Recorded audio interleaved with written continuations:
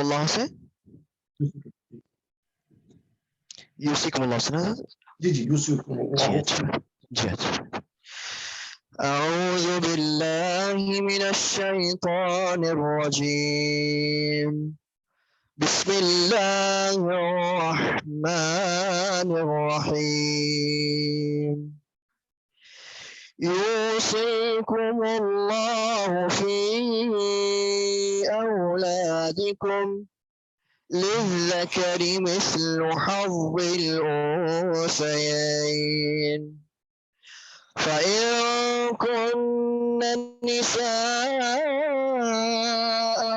فوق اثنتين فلهن ثلثا ما ترك وإن كانت واحدة فلها النصف ولأبويه لكل واحد منهما السدس مما ترك إن كان له ولد فإن لم يكن له ولد وورثه أبواه فلأمه الثلث فإن كان له إخوة فلأمه السدس من بعد وصية يوصي بها أو دين آباؤكم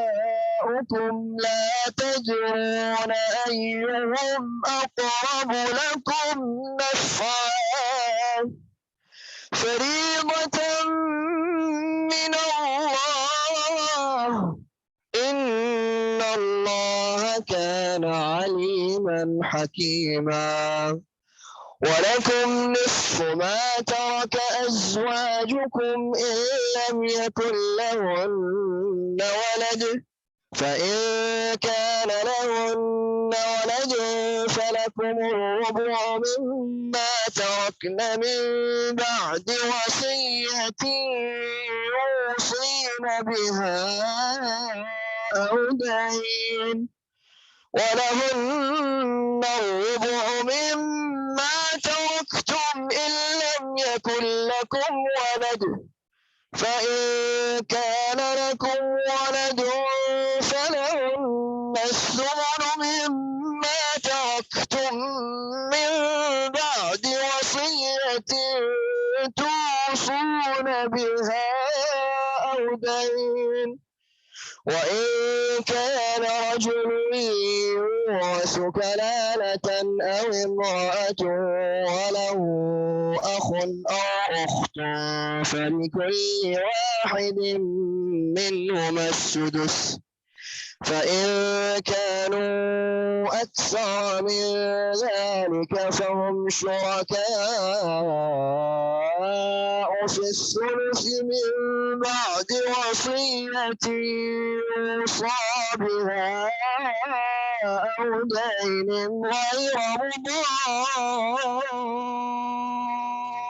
مضار وصية من الله والله عليم حليم تلك حدود الله ومن يطع الله ورسوله يدخله جنات تجري من تحتها الأنهار خالدين فيها وذلك الفوز العظيم ومن يعص الله ورسوله ويتعد حدوده يدخله نارا خالدا فيها وله عذاب مهين صدق الله مولانا العظيم وبلغ رسوله النبي الكريم صلى الله عليه وآله وسلم. Jazakallah, brother Faiz. Allah give you jazak, barakat for that, and Allah will heal your foot quickly and guide you to the status of the path. Ameen. Ameen. Jazakallah khair. Jazakallah khair. Thank you so much. So, Bismillah, A'udhu Billahi Minash Shaitanir Rajim, Bismillahir Rahmanir Rahim. So, in this second ruku of Surah An-Nisa, Allah subhanahu wa ta'ala is describing in detail the laws of inheritance. And this, as we discussed earlier, that Surah Nisa is in mid-Madani period, and the timeline of that, it is Shan Nazulis that came after Surah Al Imran. So death is a certain thing, everybody must face death, everybody. So what happens in Islam in terms of inheritance, a person who leave behind any money, any property, what are the laws? So the first priority when a person passes away is to pay off his debts. All his debts should be paid off, and this is the first priority. It is so important that namaz al-janaza of a deceased person is not permissible until all the debts have been paid off. Nabi Sallallahu Alaihi Wasallam, when he was informed about one person, he had passed away. So Nabi Sallallahu Alaihi Wasallam went to lead the Salatul Janaza, and he asked, did he had any debts or did he owe money to anybody? So one person said, yes, he owed money to somebody. So Nabi Sallallahu Alaihi Wasallam refused to lead the namaz janaza. So Hazrat Ali came forward and said, no, I will take care of all the debts. Please recite the namaz janaza. So Nabi Sallallahu Alaihi Wasallam then lead the namaz janaza for him. So this is the first priority, that all debt should be paid off. Second priority is all the related expense in terms of funeral. So it could be grave, it could be the coffin, it could be, all the burial. So this is the second priority. And the third priority is his will itself. So if there are defined laws about the distribution of inheritance, why there is a wasiha, or why there is a will. So Allah subhanahu wa ta'ala gives permission to a person to make a will about 1/3 of his property. For example, a person is worth $10,000, so he can give 1/3 in a will to anybody that's not fall under anybody who has the right on an inheritance. For example, it could be a mosque, a person who's worth $10,000 dead, so he can say, okay, 1/3 of my wealth, it will be $3,333, something like that, goes to such and such charity, non-profit organization. Or he can also make it will that 1/3 of my property, the most. It doesn't mean that he has to give whole one. He can say, okay, $1,000 from, if he's a rich person, he can say $1,000 will go toward my mosque, and he can say, okay, $10,000, but he cannot make a will that exceeds 1/3 of his total inheritance. So after we say that three preference, first thing is to pay off debt, second thing is funeral related expense, third is the will, execution of will. And next thing, Allah subhanahu wa ta'ala talk about the children. How would the children be inherited? Because before Islam, or before the revelation of this commandment of in Surah Nisa, women did not have any inheritance laws in Arabia. So Allah subhanahu wa ta'ala gives laws of inheritance. But the distribution is such that we will discuss different scenarios that what can happen. A person passes away and his wealth will be distributed. So if he has a combination of both boys and girls, so boys will get 2 portions and girl will get 1 portion. So let's discuss a case that a person passes away and leave behind $3,000. So what will happen to his property? It will happen that $3,000. So he has a 1 boy and 1 son and 1 daughter. So son will get 2 portions. So he will get $2,000 and his daughter will get $1,000. That is a first case scenario when a person who has passed away has both boy and a girl, a mixture of them. Now, there's another scenario in which there is only 1 girl. Like, a person has 3 daughters. What will happen? That 2/3 of his wealth will be equally distributed. So 2/3, like for example, a person who has passed away, he was worth $100,000 worth dead.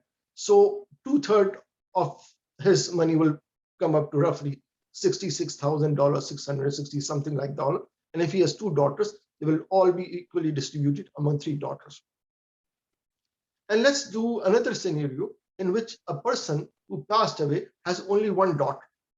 So if he has only 1 daughter, and the person was worth $100,000, so $50,000 will be given to the daughter and rest of them to. It doesn't happen too often, but it can happen that parents outlive a deceased person. There are some people who die young and leave behind property. So in that case, each parent, like, if a young person dies and he leave behind valuables and properties and the parents are alive, so each parent will get 1/6. 1/6 is roughly 16.67%. So that's how each parent, father will get that, and mother will get that. And in case a person who passed away and he does not have any children, so in that case, mother will get 1/3 of the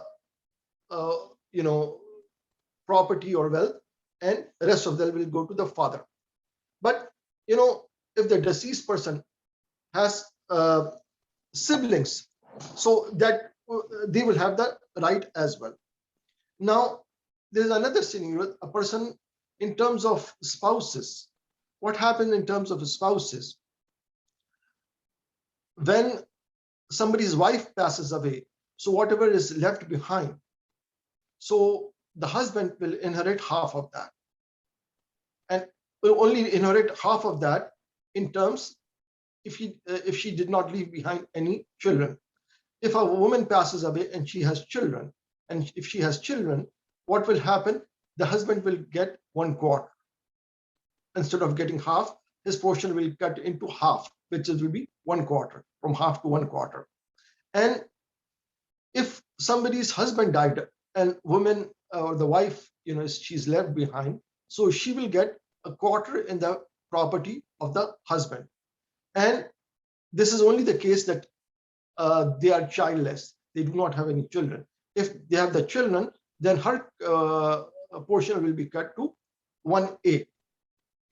And then a person, there's another scenario in which a person has a male child. So this way the siblings are cut off, because siblings would not be given anything at all. But if he has daughter, as we discussed earlier, that if he has 1 daughter, 50% will be given to the daughter and other 50% according to that. And this way the siblings of the deceased person will have the right. But in case of a male child, the siblings will not claim anything at all. And if he has multiple daughters, 2 daughters or 3 daughters, so 2/3 of his wealth will be distributed among the girls, and the sibling will get the thing. But if he has only one, even have 1 boy or 1 son, so the siblings will not get it.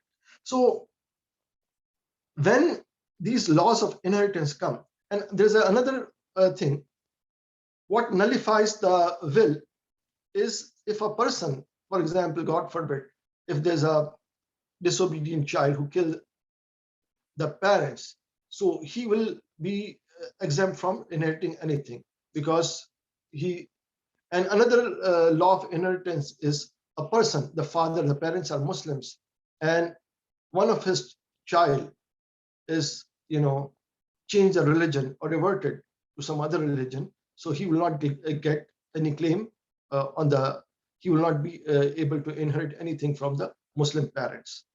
So these are the laws in nutshell, and Allah subhanahu wa ta'ala is describing that, tilka hududullah man yuti'ullah wa rasulihi yadkhulul jannatin tajri min tahtiha al-anhar khalidina fiha. And whoever obeys Allah and his prophet, for their reward is immense. The reward is that they will enter the garden of Jannah, and among that the rivers and the brooks are flowing. Zalikal fawz, then this is indeed a great achievement and great success. وَمَنْ يُطِعِ اللَّهَ وَرَسُولَهُ يَعْتَدُ الْحُدُودُ يَدْخُلُ النَّارَ خَالِدِينَ فِيهَا. And whoever do the disobedience to Allah and His Prophet, the punishment is severe, and the punishment is a very humiliating punishment for them, and they will enter the Jahannam and they will live there forever. So this is a very detailed account of how the wealth should be distributed. So I myself have very limited knowledge about that, because it takes a lot of experience, a lot of legal knowledge, a lot of that to describe that detail, because it could be many different scenarios. But I will try to answer any questions, or I will any comments people have. I will give you one example as well. Before Al Imran, in the Madani Surah, in the timeline, the first surah that was revealed was Surah Baqarah, then Surah Al Imran, then Surah Nisa. And we heard about how did this word Baqarah came. What had happened in Bani Israel, there was one person who did not have any children.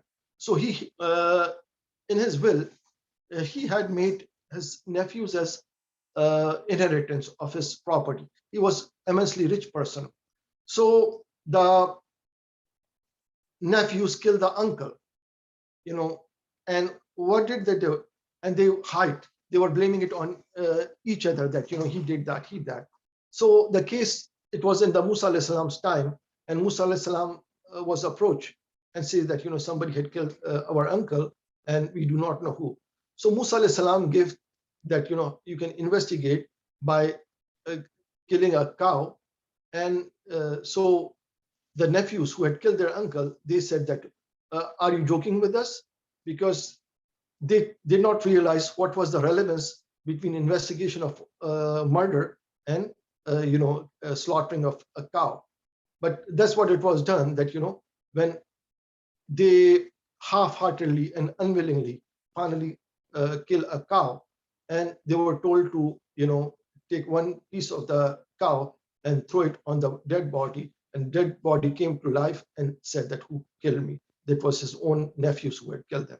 So according to Islamic inheritance, anybody who would kill his relative cannot inherit any money from him, or if he leave behind and if he left the religion of Islam and converted to some other religion. So these are them in a nutshell. And that's how the word Baqarah took. Baqarah means cow, and that's why the longest surah in Quran got the name Surah Al-Baqarah. So inshallah I will stop, and if there's any question that I can answer, inshallah.